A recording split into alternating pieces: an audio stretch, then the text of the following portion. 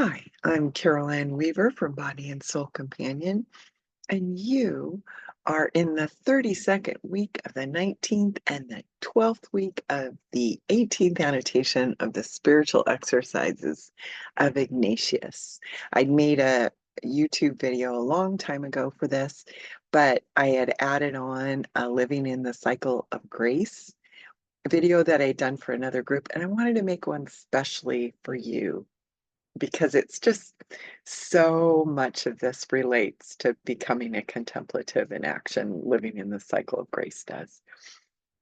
So I'm going to read a few quotes. A heart that has gradually become attuned to God in prayer will be able to be attuned to God in activity, to be contemplative in the midst of action.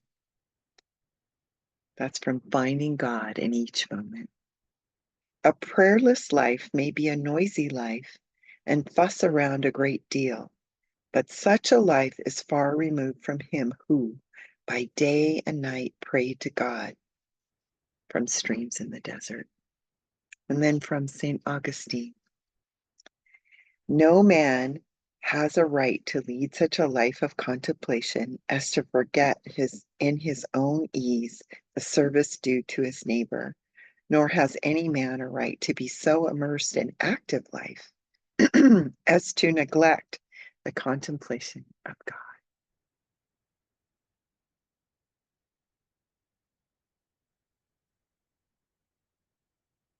Jesus is our example of a contemplative in action.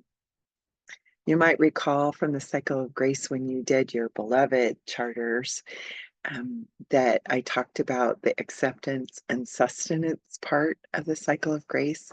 And it was developed, it was called the Dynamic Cycle then, by Frank Lake and Emil Brunner, who researched burned out, cynical workers in India in the 1960s.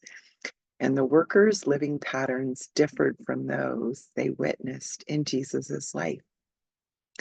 And then later on in the 2000s, Trevor Hudson and Jerry Haas renamed it the Dynamic Cycle, renamed it the Cycle of Grace, and changed achievement to fruitfulness and status to significance, but basically means the same thing. So in the cycle of works, the workers in India sought to be fruitful in order to feel significant, hoping that this would sustain them and give them a degree of acceptance in their lives. So achievement was, they were hoping would bring them status, and that status would make them feel filled up and that they would finally feel accepted by God and others.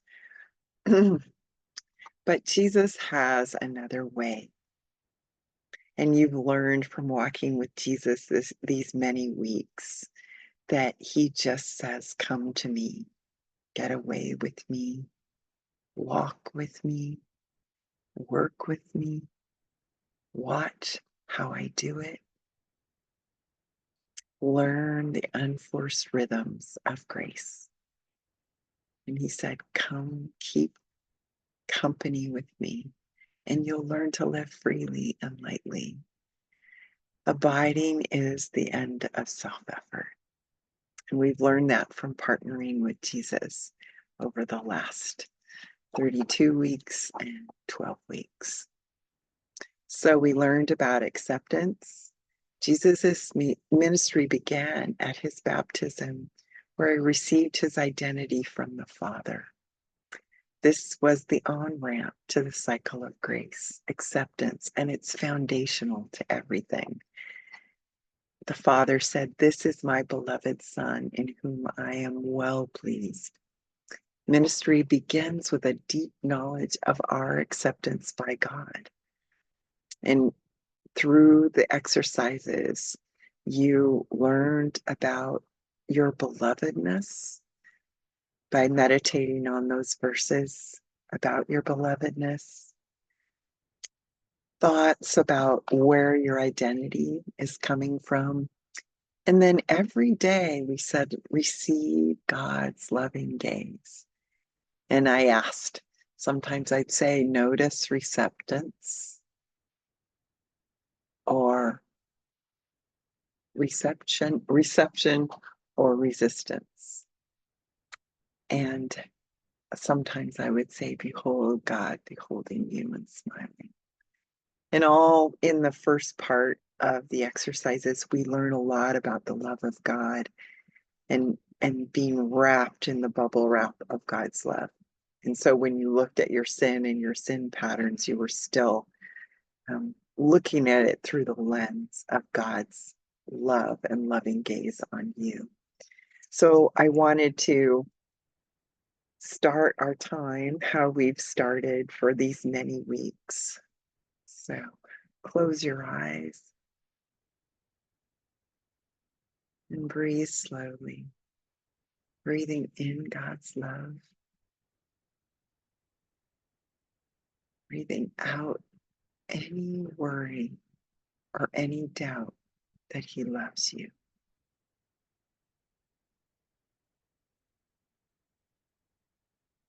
In that breath prayer we've prayed many times. He sees me in Him. He knows me. Exhale. He loves me. Inhale. I am safe. I am.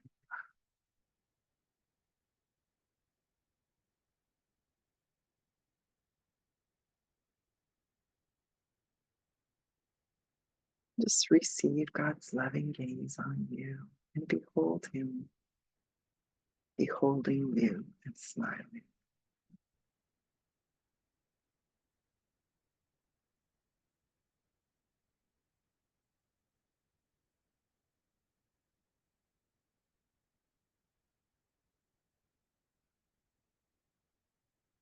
And rest in that love.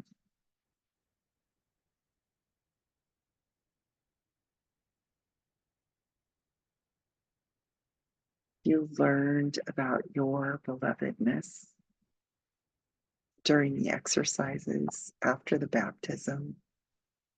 And if you want to go deeper, I have a study or meditations on basking in your belovedness, and also even lead you through, like I have for the spiritual exercises, lead you through on a playlist. And it culminates in writing a beloved charter. And then you did a little bit of a manual journaling. I think I mentioned it during one of them, just the whole, when we meditated on Exodus, the whole idea that God saw the Israelites, He sees them, He knows them, He understood that He loved them and He was going to do something about them. And that's what a manual journaling is, taking your real life situations and listening to God about what He wants to say to you about that.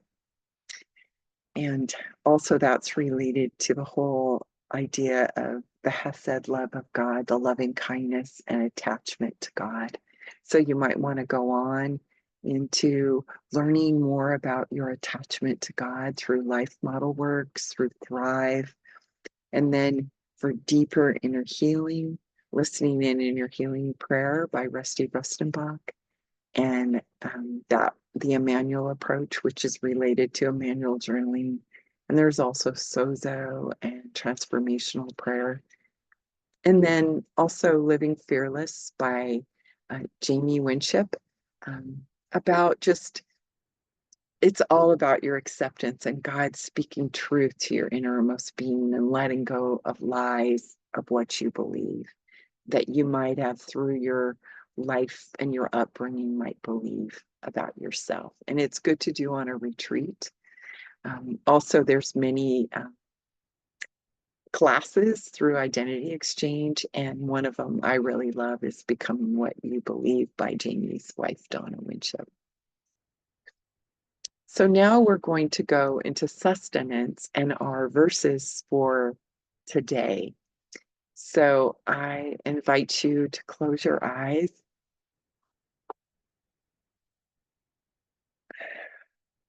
and just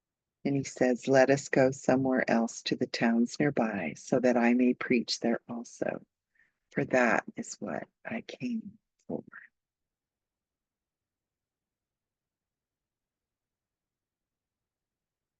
What is that stirring you to hear Jesus say that?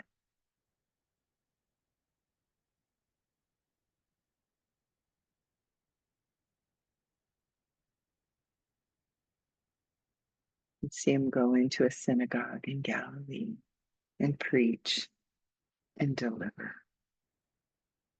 people from demons.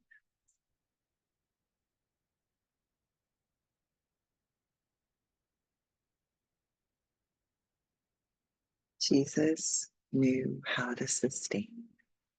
He was an example. He said, watch how I do it. How did he do it? Busy, stopping, communing, and then going out, resolutely going out. Jesus was hounded by the crowds, but he was grounded in the Father. Busy day, stop and pray. In the midst of the busyness, find God in all things. Sustenance. And what are other ways of sustenance? Contemplative practices. You've been doing a lot of them. The prayer of examine, imaginative contemplation, Lectio Divina. So to continue that after the exercises, Pray As You Go has apps and websites. Lectio 365 has an app. Beautiful things. You might want to go on days of prayer. I have handouts on that. You can also find guides, and you could also take Jamie and Donna's book or Jamie's book, Living Fearless with the Journal, and go. And then also you might want to do devotional classic readings. I highly recommend Practice of the Presence of God and Letters by a Modern Mystic. Practice of the Presence of God. He was a monk. Letters by a Modern Mystic, Frank Laubach. He was a literacy person in the Philippines. He was a busy day. He had busy days, but he wanted to learn to walk with God on a moment by moment basis. Silent centering prayer is very good for stopping, communing with God, reflection, and then moving on, pausing. And then also, you might want to learn about writing a rule of life. The spiritual exercises have been structured for you. So you might want to develop what are you going to carry away from the spiritual exercises and what new contemplative practices would you like to incorporate into your life. And there's a Well-Ordered Way webinar. It's really good. And then I mentioned spiritual exercises of Ignatius. Well done. If you're on week 32 or week 12, you have experienced that. If you're on week 12, you're doing the 18th, you might want to go on and do the 19th. And there is a PhD or a doctoral ministry thesis called Negotiating the Doing to Being Boundary. And he interviewed all these thriving Christian leaders, and there were two things that leaders who finished well had in common. And they were what I just mentioned: contemplative practices and spiritual direction, having a spiritual director. And that's why I like this picture. It's spiritual direction is looking out contemplatively together, side by side, elbow to elbow. It's not counseling. It's not coaching, it's elbow to elbow with a person. And there's Jesus looking on. And he is right there in the room with you. And just to mention, in 2005, 2006, I did leadership training for this group of women. And uh, they wanted me to teach on leadership. And I said, we're going to start with devotion, inner life work, interiority. So we spent 3 out of 9 of the months on interiority. And 15 years later, I asked them, what impacted you the most from the 9 months? Meditation, practicing the presence, listening to God, day of prayer, all those things, the inner life things. This is from my manual. Cultivating the inner life is time well spent. And one of the girls had to give it to me because I didn't even know. So she took a picture for me so I could put it in here. But that was the most impactful. And one of them summed it up best.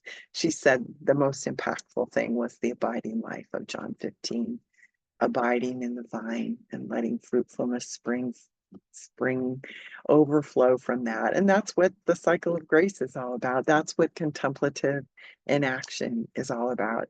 And then spiritual direction, when Charles Satgas did this negotiating the doing to being boundary, he said there was a discernible difference in the way participants described their relationship with Jesus Christ based on whether or not they had been through formal spiritual direction as a regular part of their development.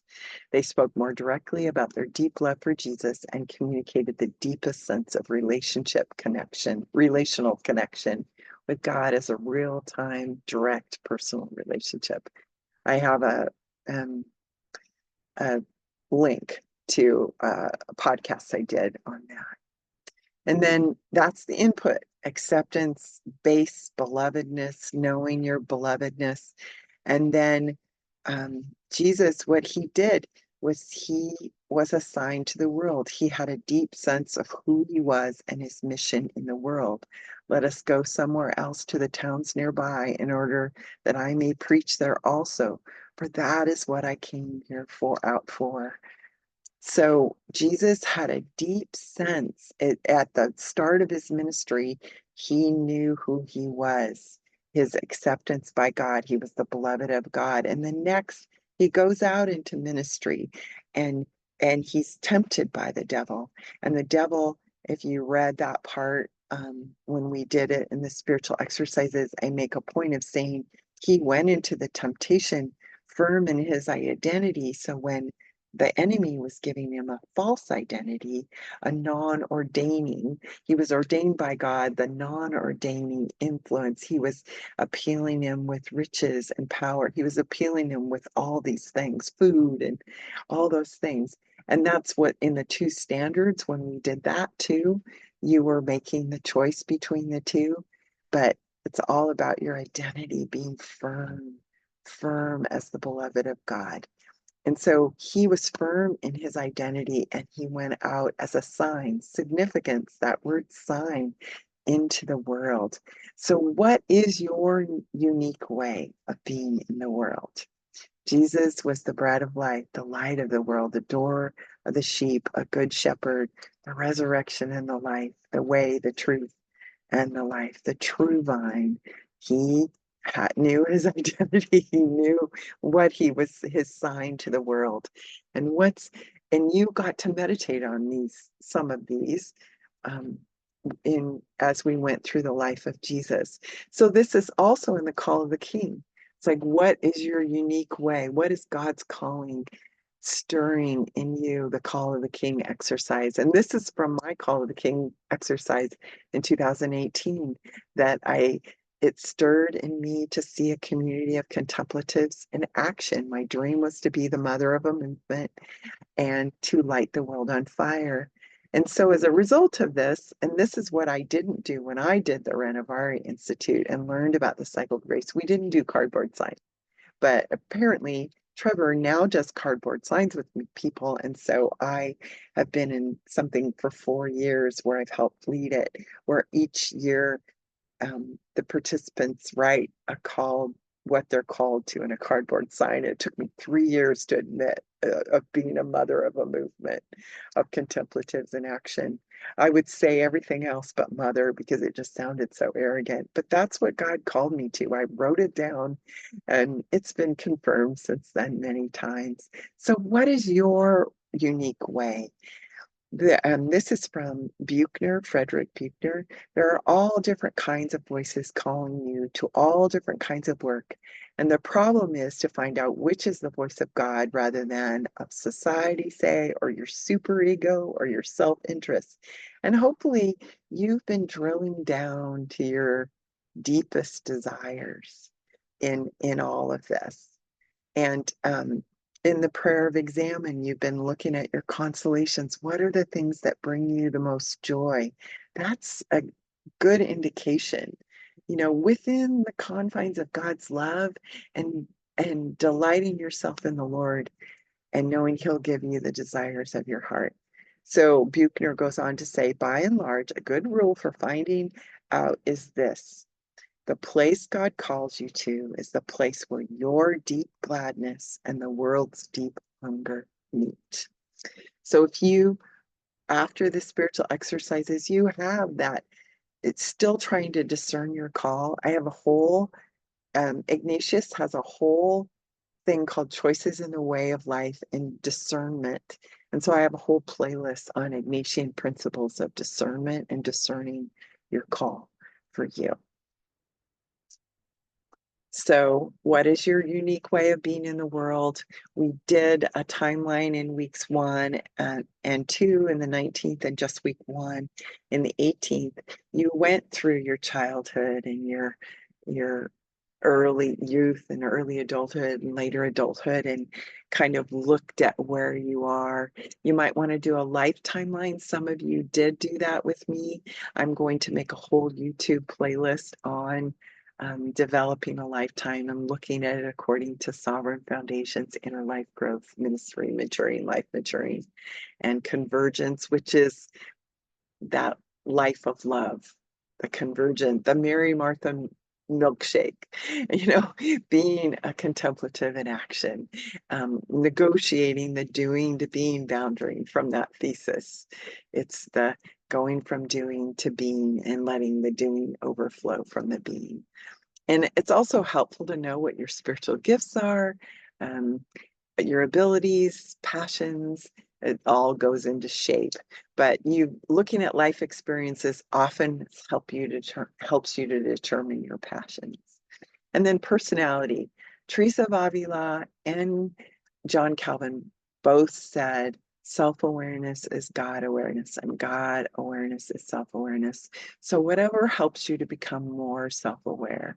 I'm trained in the Enneagram and also Ignatian spirituality, the convergence of those two, and also in the Myers-Briggs. And I teach on the Myers-Briggs to help people discover, their personality and how they fit into things. And then just overflowing from that is fruitfulness. It's I am the vine, you are the branches. When you're joined with me and I with you, the relation, intimate, organic, the harvest is sure to be abundant. Separated, you can't produce a thing. Doing flows out of being. How does grace flow out of you? And then I love it in the Passion. I am the sprouting vine, and you're my branches. As you live in union with me, as your source, fruitfulness will stream from within you. But when you live separated from me, you are powerless. Contemplative in action, union, and out of that union overflows into love. Love God, love nature, love God, love neighbor, contemplative in action.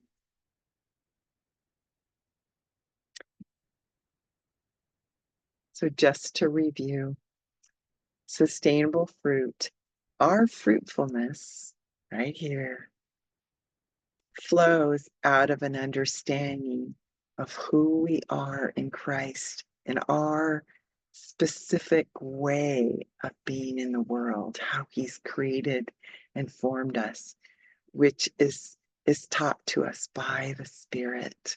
Just that time of intimacy with God, who is at work in our hearts by the initiating work of the Father who chose us before we were created. Acceptance. So that cycle of works, cycle of grace, contemplative in action. Be blessed.